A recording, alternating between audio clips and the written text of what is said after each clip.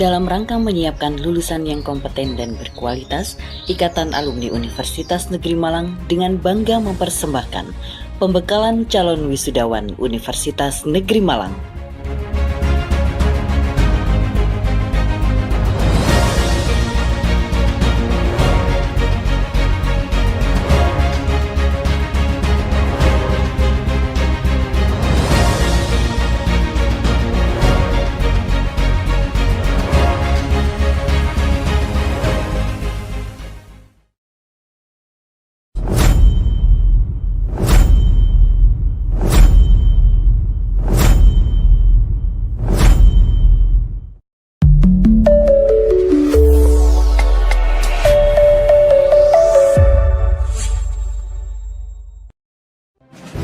Bapak dan Ibu yang kami hormati, webinar pada hari ini akan segera dimulai. Kepada moderator, kami persilakan.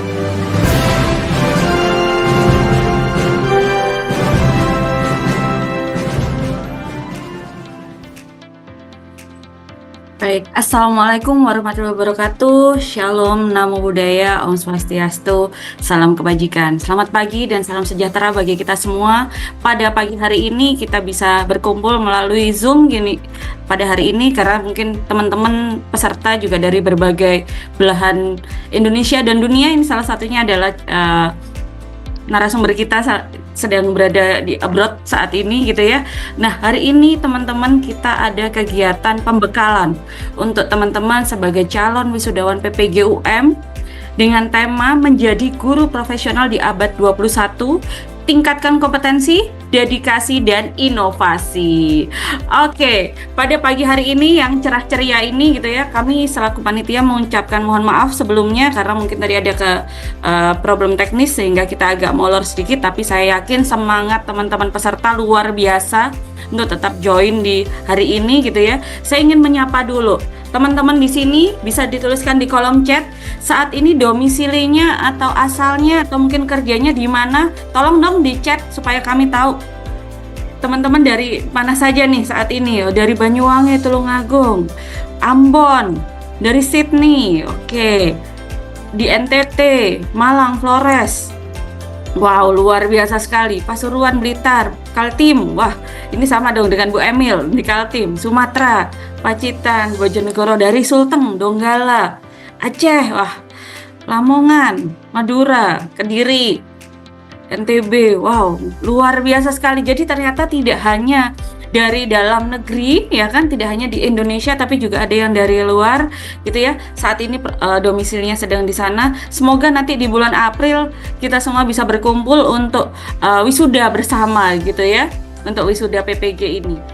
Alhamdulillah pada hari ini, pada pagi yang cerah dan barokah di bulan yang mulia ini, kita bisa bersua kembali meskipun secara maya dalam keadaan sehat walafiat untuk mengikuti kegiatan pembekalan calon wisudawan PPG calon guru UM gelombang 2 tahun 2023 dan gelombang 1 tahun 2024 dalam keadaan sehat walafiat.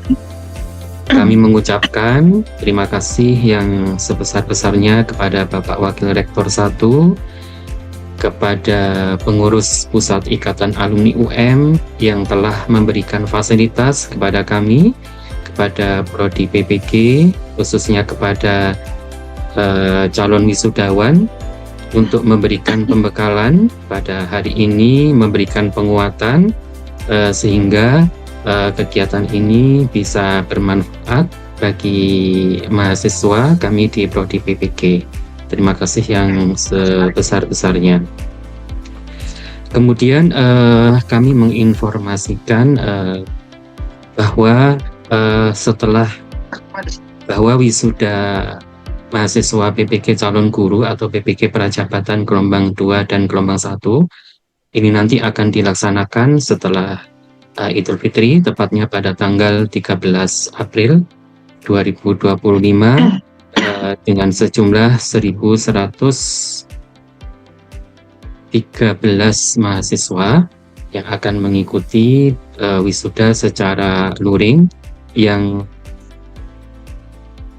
domisilinya tersebar di berbagai daerah, tidak hanya di Pulau Jawa, tapi juga banyak yang di luar Jawa se-Indonesia.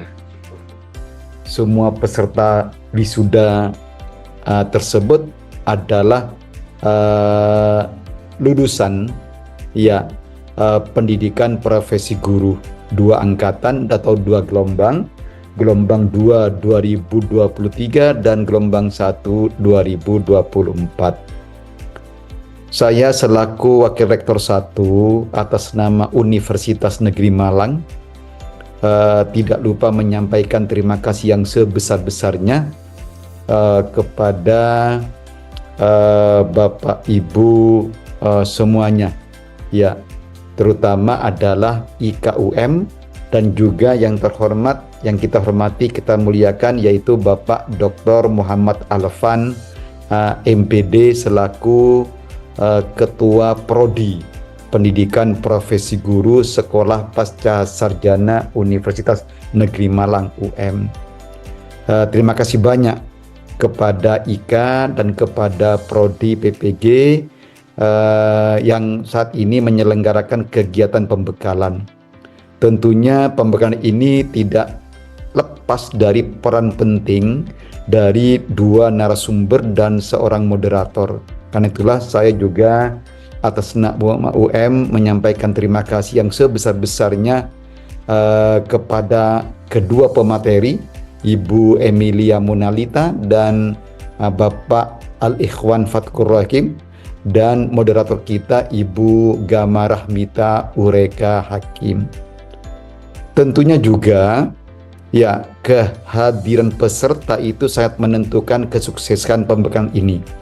Karena itulah saya menyampaikan terima kasih yang sebesar-besarnya kepada seluruh peserta pembekalan pada kali ini.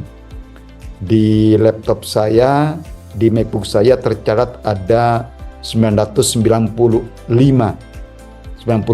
peserta pada hari ini. Walaupun peserta wisudawan nanti yang akan diselenggarakan tanggal April itu tadi Bapak Dr. Muhammad Alfan melaporkan ada 1113 wisudawan. Bapak Ibu yang saya hormati, khususnya saudara-saudara calon wisudawan yang semuanya adalah lulusan profesi pendidikan guru. Tadi sudah banyak pesan yang sudah disampaikan oleh Ketua Prodi Saudara, Ketua Prodi Pendidikan Profesi Guru Bapak Dr. Muhammad Alfan MPD. Begitu detail pesan-pesan beliau. Ada satu hal yang tampaknya perlu saya sampaikan lebih lanjut sebagai penguatan terhadap apa yang sudah disarankan oleh Bapak Dr. Muhammad Alfan MPD kaitannya dengan profesi kita. Para calon wisudawan yang pada hari ini ikut pembekalan yang diadakan oleh IKUM, ada satu aksioma yang mudah-mudahan sudah diketahui dan sudah terinternalisasi di dalam diri para calon wisudawan, yaitu aksioma yang mengatakan begini. Tidak ada kualitas pendidikan tanpa kualitas guru. Pelaksanaan webinar bagi calon wisudawan ini sebagai salah satu wujud tanggung jawab pengurus pusat IKUM memberdayakan alumni PPG untuk mencerdaskan anak bangsa dari Sabang sampai Merauke. Perlu diketahui bersama bahwa era masyarakat informasi sekarang ini atau era society 4.0, 4.0, bahkan era society 5.0, 5.0, atau era human center dan berbasis digital, ini mengubah paradigma pendidikan. Lebih mikro lagi, paradigma pembelajaran dari model pembelajaran tatap muka konvensional ke paradigma pembelajaran berbasis digital dengan sistem massive open online course. Ini menuntut guru untuk mampu beradaptasi dengan teknologi digital dalam pembelajaran. Selain itu, guru juga harus mampu menggunakan model-model pembelajaran inovatif. Sebagaimana tema pada webinar hari ini, yang menekankan pada active learning yang berpusat pada siswa. Misalnya model discovery learning, project based learning, problem based learning, cooperative learning, dan lain-lainnya yang sejenis. Terkait dengan hal ini sangatlah relevan apabila tema menjadi guru profesional di abad 21, tingkatan kompetensi dan dedikasi serta inovasi dipilih dalam pembekalan calon wisudawan PPG tahun 2005 ini. Para peserta webinar yang saya hormati, atas nama pengurus pusat IKUM menyampaikan terima kasih yang sebesar-besarnya kepada Bidang 1 Kemahasiswaan dan Alumni UM, kepada Departemen PPG UM, dan para narasumber, Ibu kita, Ibu Emiliah Monalita, MPD, alumni FIS, ya, Departemen Sejarah, Kepala SMKN 4 Balikpapan, Kaltim, kami dan Bufat pernah bermalam dan menginap di sekolah ini, di Edo Hotelnya. Jadi sekolahnya SMKN 4 Balikpapan sudah punya Edo Hotel, ya. 4 hari atau 3 hari di sana, ya. Nah, kemudian para narasumber kita yang kedua, Bapak Al-Ikhwan Fathur Rahim, SPD MPD, alumni Fakultas Sastra UM, English teacher, dosen bahasa Inggris yang sedang studi lanjut di Hongaria.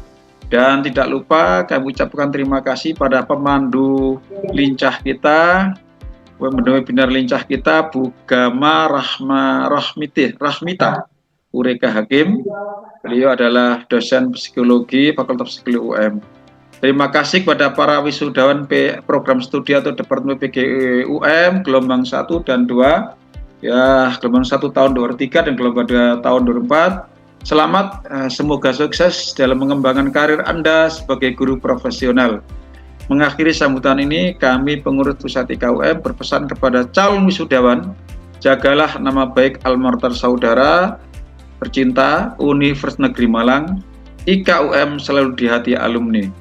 Atas nama pribadi dan pengurus pusat IKUM, mohon maaf atas kekurangan kami dalam menjalankan kegiatan ini.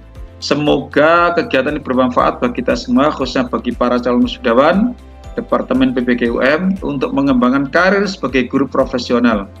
Atas nama pribadi dan pengurus pusat IKUM menyampaikan selamat pada calon wisudawan Departemen PPG atas kesuksesan saudara menyelesaikan studi saudara di Departemen PPG Sekolah Pasca Sarjana Universitas Negeri Malang. Semoga sukses dalam mengembangkan saudara khususnya bidang pendidikan, dan dengan mengucapkan Bismillahirrahmanirrahim, pembekalan calon wisudawan PPG UM dengan tema menjadi guru profesional di abad 21, tingkatkan kompetensi, dedikasi, dan inovasi secara resmi kami nyatakan dibuka. Selamat mengikuti pembekalan, semoga Allah Tuhan Yang Maha Esa meridhai usaha kita. Assalamualaikum warahmatullahi wabarakatuh. Saya yakin calon wisudawan PPG UM sudah mendapatkan kompetensi yang baik. Nah, yang perlu dilakukan adalah mungkin selalu mengingat bahwa kita tidak hanya mengajar mereka mata pelajaran yang kita ampu, tapi kita juga harus menginspirasi mereka, menceritakan hal-hal yang memotivasi mereka untuk terus belajar dan mempunyai semangat belajar. Ini mungkin ada satu kata yang mungkin bisa, saya nggak tahu ya, ini mungkin hanya jeda ini aja, bahwa menurut peserta ini adalah kata bahasa Inggris yang diperlukan untuk kemudian terus belajar. Intinya adalah continuing firmly or obstinately in an opinion of or course of action in spite of difficulty or opposition. Jadi itu teguh, tidak pernah menyerah, pantang menyerah gitu. Saya yakin peserta PPG juga tahu ya kata apa ini, yaitu kata persistent. Jadi itu salah satu yang kita perlukan kalau ingin belajar terus adalah persistent. Pantang menyerah, tidak menyerah, terus mencoba, meskipun gagal, mencoba lagi. Selanjutnya adalah good teachers are good storytellers. Karena kita perlu narasi yang baik untuk siswa, karena kita sebagai guru di kelas sebenarnya bersaing dengan anggap saja bersaing dengan informasi yang jauh lebih banyak di luar sana, di sosial media, internet, dan sebagainya. Siswa sekarang sudah mendapatkan informasi yang sangat beragam dan hampir tak terbatas informasinya. Nah, kita sebagai guru harus berusaha juga untuk memberikan informasi yang baik dan mungkin dalam tanda kutip menyaring apa yang sebenarnya yang harusnya mereka bisa pelajari dan pahami, atau membantu mereka untuk mengetahui mana yang baik dan yang buruk dari apa informasi yang sudah mereka dapatkan dari internet misalnya. Maka kita harus menjadi storytellers yang baik, yang menarasikan apa yang terjadi sehingga mereka bisa belajar dari apapun yang mereka ketahui dari internet. Selanjutnya, tadi yang sudah saya sampaikan bahwa saat kita mengajar, kita tidak hanya mengajar mata pelajaran kita. Itu yang kemudian menurut saya juga harus diterapkan dimanapun kita sebagai guru, baik di Indonesia maupun di luar negeri. We have to teach them life skills. Jadi kalau saya mengajarkan bahasa Inggris, saya nggak hanya mengajarkan grammar, tidak hanya mengajarkan kosakata, tapi juga harus membuat bahasa Inggris itu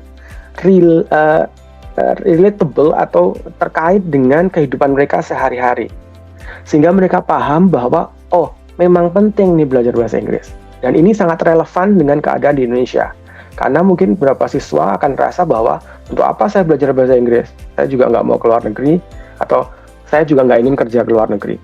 Tetapi dengan dunia yang sangat global, sebagai professional teachers, dan sudah dengan perkembangan zaman, siswa kita di masa depan akan sangat membutuhkan bahasa Inggris dengan alasan apapun.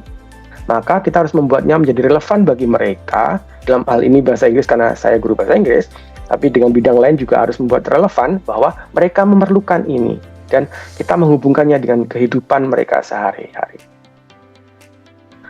Selanjutnya adalah tadi isu tentang global community. Maka sudah seharusnya meskipun kita sebagai guru bahasa Inggris di Indonesia misalnya, maka coba untuk juga bergabung dalam komunitas guru secara global. Kan sekarang sudah ada banyak grup ya, misalnya melalui sosial media atau mailing list atau website institusi tertentu untuk bergabung secara global, sehingga kita bisa tergabung dengan guru-guru mata pelajaran tersebut, atau dalam hal ini saya guru bahasa Inggris dari negara lain, sehingga dengan begitu kita bisa berbagi pengetahuan, informasi maupun berbagi pengalaman. Dan selanjutnya adalah kalau kita sudah punya kompetensi, kita sudah membangun jejaring atau jaringan atau network, bergabung dengan komunitas tertentu, kita sudah memantapkan diri apa sih alasan kita untuk menjadi guru, maka selanjutnya adalah tetap terus berinovasi untuk belajar dan mencari hal yang baru. Selanjutnya apa? Apakah cukup sampai di situ? Saya rasa seharusnya adalah sharing is caring. Dalam hal ini, kalau Anda sudah mempunyai kompetensi yang baik, mempunyai jaringan dan network yang bagus, sudah mempunyai dedikasi yang terbukti, dan kemudian tetap berinovasi, dan Anda sudah menjadi guru profesional, dan Anda yakin dengan karir Anda sudah berhasil, maka yang harus dilakukan adalah berbagi, sharing. Maka kita harus berbagi dengan guru yang lain, berbagi pengalaman, buatlah jaringan dengan sesama guru. Ini salah satu yang kami lakukan waktu itu. Kami bergabung dalam sebuah komunitas dengan guru-guru bahasa Inggris SMK di Indonesia.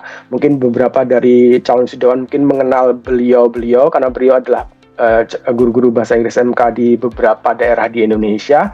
Dan kami menulis cerita-cerita tentang pengajaran bahasa Inggris dengan tujuan apa yang kita ajarkan, pengalaman kita bisa direfleksikan dan dipelajari oleh guru-guru yang lain sebagai pengalaman yang baik atau best practice.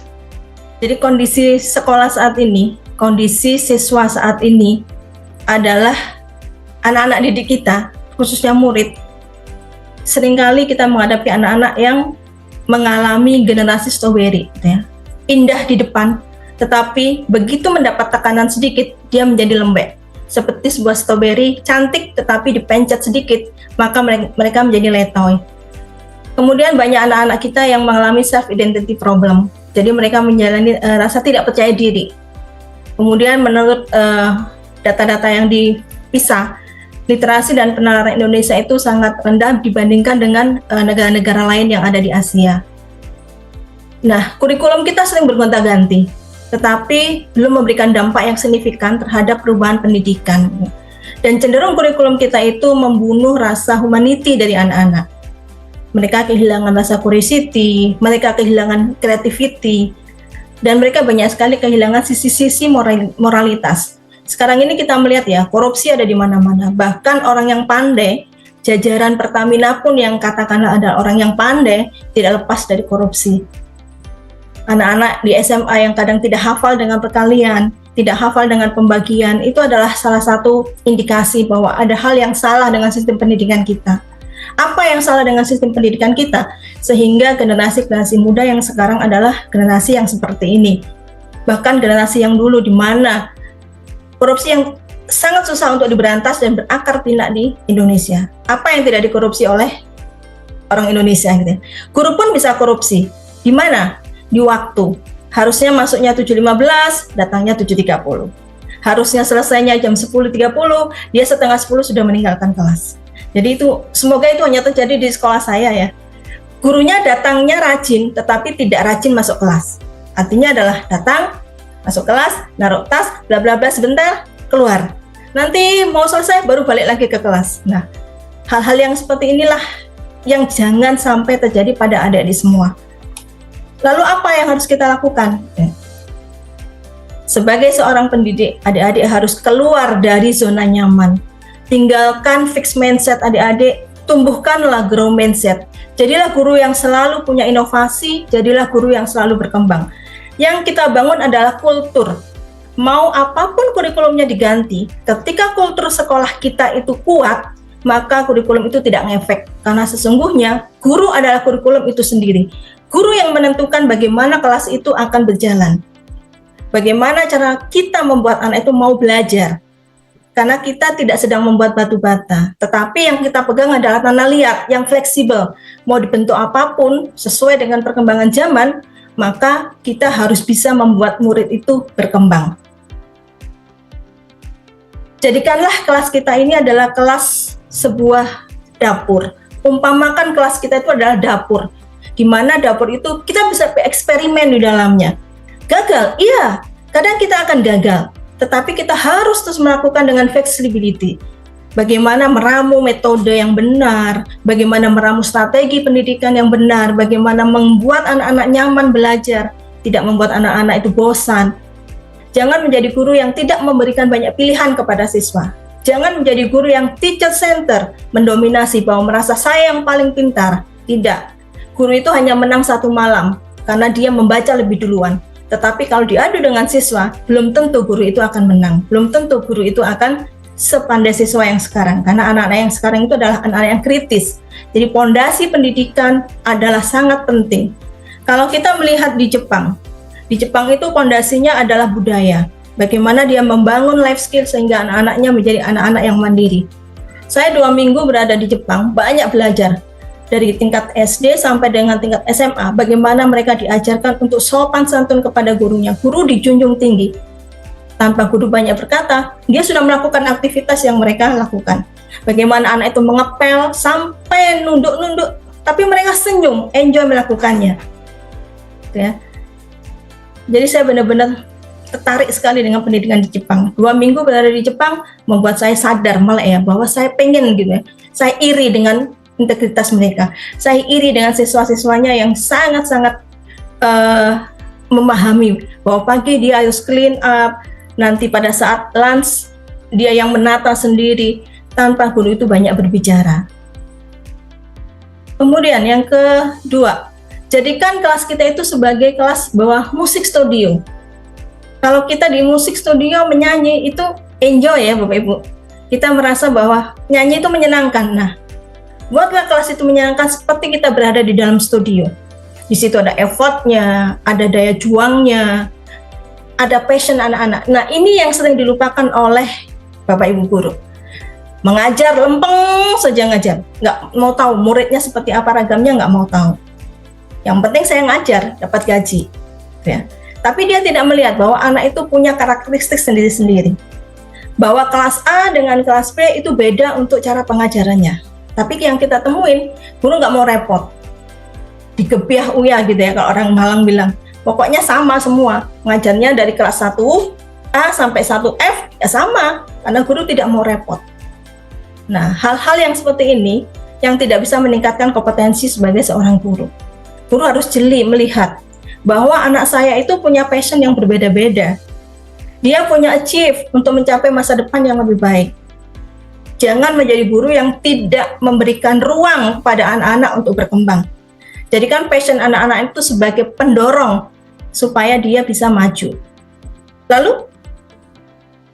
bagaimana dedikasi guru? Guru itu ibaratnya adalah petani. Bibitnya siapa? Bibitnya adalah siswa. Nah, tugas guru adalah mengkondisikan supaya bibit ini bisa tumbuh dengan baik. Perkara dia nanti mau menjadi apa, sesuai dengan kompetensinya, itu adalah kita yang mendorong. Tetapi jangan memaksakan siswa untuk menjadi apa yang kita mau. Guru juga tidak boleh meng-underestimate-kan kepada siswa. Merasa bahwa siswa nggak punya peran. Siswa saya nggak bisa, tidak. Tetapi guru harus memberikan ekspektasi yang tinggi bahwa anak-anak mampu. Yang paling penting adalah engagement, ada keterlibatan. Guru itu terlibat aktif dengan siswanya dalam memberikan pembelajaran. Bagaimana guru itu menginspirasi, seperti tadi yang disampaikan Pak Ikhwan, menginspirasi, gurunya menginspirasi, selalu ditunggu oleh siswa. Ada keterbaruan apa ya dari guru saya? Besok ibu ini mau masuk kelas membawa apa ya? Pasti ada hal yang baru. Nah, kemudian empower, guru berperan menjadi motivator, menjadi motivasi, mendorong siswa-siswanya untuk melewati kesulitan dan ketidakpastian rasa percaya diri. Jadi jangan sampai anak-anak itu krisis kepercayaan diri. Wima Wantika Hapsari, beliau bertanya, sekarang Bapak bekerja menjadi English teacher di primary school Hungaria. Apakah ada perbedaan jenjang karir antara warga asli dan imigran? Kemudian untuk visa kerjanya berlaku berapa tahun? Mungkin bisa diceritakan juga seperti apa sih awalnya kok bisa jadi guru di luar negeri gitu ya. Mungkin banyak juga teman-teman di sini yang tertarik untuk optinya untuk bisa bekerja di luar negeri. Monggo silakan Pak Ikhwan. Ya, terima kasih Bang Gamba. Yang pertama, kebetulan saja untuk kasus saya, kebetulan saya sudah di Hungaria dengan visa student karena kuliah S3 selama 4 tahun. Nah, dengan visa student saya melamar pekerjaan. Tapi kalau dalam kasus yang ditanyakan, menurut saya kasusnya adalah kasusnya visa kerja. Nah, untuk yang pertama adalah saya waktu itu karena sebagai visa student saya melamar itu karena misalnya gini ya, kalau teman-teman bisa dikasih gambaran. Kalau studi ke luar negeri, biasanya kita hanya bisa bekerja part-time di bidang-bidang informal. Kerja di restoran, atau kerja, pokoknya yang informal. Nah, bayangan saya waktu itu adalah, kenapa saya ini tidak mendeskripsikan atau membedakan jenis pekerjaan, bukan. Tapi kita kalau kuliah ke luar negeri kan sebenarnya sudah punya kompetensi khusus. Nah, harusnya kalau cari pekerjaan sampingan, gunakanlah kompetensi yang kita punya. Karena kalau misalnya, sekali lagi tidak mendeskripsikan, bisa saja, terserah, nggak apa-apa kok kerja di restoran, misalnya cleaning service, atau hal-hal di pabrik misalnya, nggak apa-apa. Tapi kan lebih baik jika kita bekerja dengan menggunakan kompetensi yang sudah ada. Maka waktu itu saya melamar lebih dari 50 lamaran waktu pertama kali. Tidak ada satu pun. Kemudian waktu itu saya tetap melamar sebagai guru bahasa Inggris. Saya hampir putus asa dan mungkin ya sudahlah, mungkin part time yang lainnya aja gitu. Tapi saya pikir bahwa kan sudah punya kompetensi, kebetulan waktu itu juga sudah master. Nah, harusnya bisa lah gitu.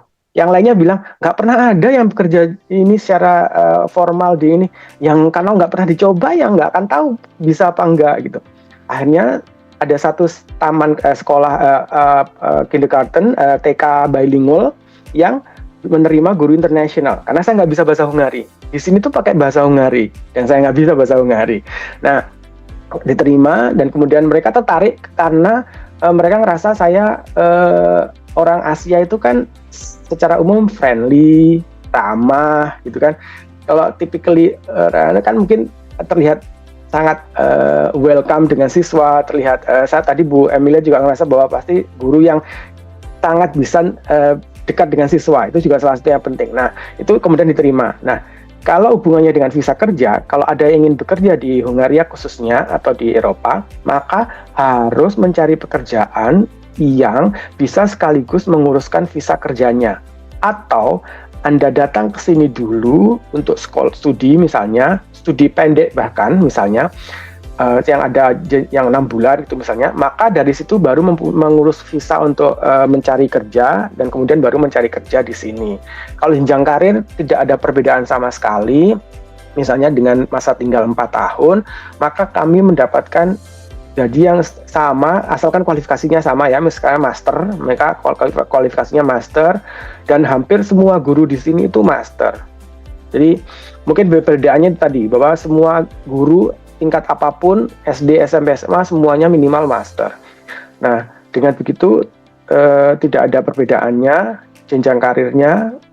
Yang membedakan hanyalah bahwa guru tersebut harus mengikuti training-training secara berkala. Jadi setiap satu semester itu mesti ada kelas yang harus diambil oleh guru, yang tadi long life learning. Setiap semester mesti ada. Mungkin itu workshop training ICT, atau workshop training tentang penggunaan media, workshop training tentang assessment. Itu selalu setiap semester harus ada kelas yang diikutin. Itu mungkin perbedaannya. Mohon diterima sertifikatnya kepada Ibu Ya, Emilia. Ini Pak Ya, Ibu. jangan kapok ya, nanti Enggak. kalau lain kali kami minta Senang lagi untuk sharing. Iya, Bu Makasih Emilia banyak. ini ya cirinya tegas sekali. Saya tahu kemarin waktu di Balikpapan juga diselenggarakan webinar, pesertanya guru-guru mulai dari guru SD, guru sekolah luar biasa, SMP, SMK dan juga SMA. Nah, Bu Emilia juga menyampaikan sebagai salah satu pemateri pada waktu webinar di Balikpapan. Jadi memang betul-betul luar biasa gitu ya, tidak salah lah gitu. Silakan Bu Emilia, terima kasih Makasih ya. banyak Bu Fatma, makasih Pak Enin. Sama-sama. Selanjutnya sertifikat kami sampaikan kepada Mas Al-Ihwan Fathur Rahman ya. Ini guru spesial ini ya, sedang studi S3 di Hongaria ya. Jadi ini Al-Ihwan Fathur Rahim ya. Ini bisa menginspirasi kepada adik-adik calon wisudawan untuk ini mencontoh ya. Ini sangat luar biasa, masih muda, lanjut studi di luar negeri, kemudian nanti jangan lupa pulang ke Indonesia ya. Mudah-mudahan Indonesia sudah bisa berkarir di Indonesia dengan gemilang ya, dengan ilmunya yang diperoleh di Hongaria. Selanjutnya, Terima kasih Bu Fatma. terima kasih ya Mas Ivan. Nanti lain kali Terima kasih. kemungkinan juga masih kami minta untuk berbagi ilmu ya, Dengan berbagi senang pengalaman. hati, Bu. Dengan senang Iya, hati betul. kapanpun. Iya, ini online dari Hongaria ya. Iya Bu, ya. Ya, alhamdulillah. Selanjutnya Mbak Gama, ini tidak lupa kami selalu mengucapkan terima kasih ya kepada Mbak Gama ini yang selalu kami panggil kapanpun untuk menjadi moderator sekaligus MC pada pembekalan yang diselenggarakan oleh IKUM. Entah ini sudah yang kesekian ya sertifikatnya ini, tapi insya Allah juga terpakai ya sebagai kegiatan pengabdian kepada masyarakat ya. Nah, ini Terima kasih, mohon tidak Bu. kapok ya Mbak Gamba ya. Ya dok, Iya. Ika selalu di hati alumni. Kan seperti tagline-nya. Ya. Kami selalu Iya, tagline-nya siap memang. sedia ya Pak Ikhwan, Bu Emil ya. Dipanggil Ika kapanpun siap. Selalu di hati. Siap, Iya. siap kapanpun. Ya. Betul. Tagline-nya memang IKUM selalu di hati alumni gitu. Jadi jangan sampai di hati kita itu tidak ada IKUM gitu ya. Ada IKUM Iya. berarti ada UM begitu ya sebagai alma mater Iya. kita. Demikian Mbak Gama, waktu saya serahkan kembali. Terima kasih. Oke, baik. Terima kasih Bu Fat. Terima kasih juga Pak Ikhwan, Bu Emil, Pak Alvan, Prof. Ainin atas waktunya. Pak Ade atas bantuannya, karena kalau webinar ini nggak akan terselenggara kalau Pak Ade nggak yang ngurusin IT-nya ya Bu Fat ya. Jadi terima kasih Iya. juga. Baik. Terima kasih juga kepada teman-teman peserta. Selalu tebarkan sayap, tebarkan diri, bangun diri untuk membuat nama UM itu semakin jaya di jagat cakrawala ini gitu ya. Dan semoga nanti semua alumni-alumni UM seperti yang tadi juga sudah disampaikan, semuanya sukses dan semuanya bisa berjaya di bidang masing-masing gitu ya. Sekali lagi saya ucapkan terima kasih, dan sebagai moderator dan MC pada hari ini kami mohon maaf apabila banyak kekurangan dan juga kesalahan yang kami perbuat sengaja maupun tidak. Sampai ketemu untuk di kegiatan webinar IKUM selanjutnya. Selamat siang. Wassalamualaikum warahmatullahi wabarakatuh.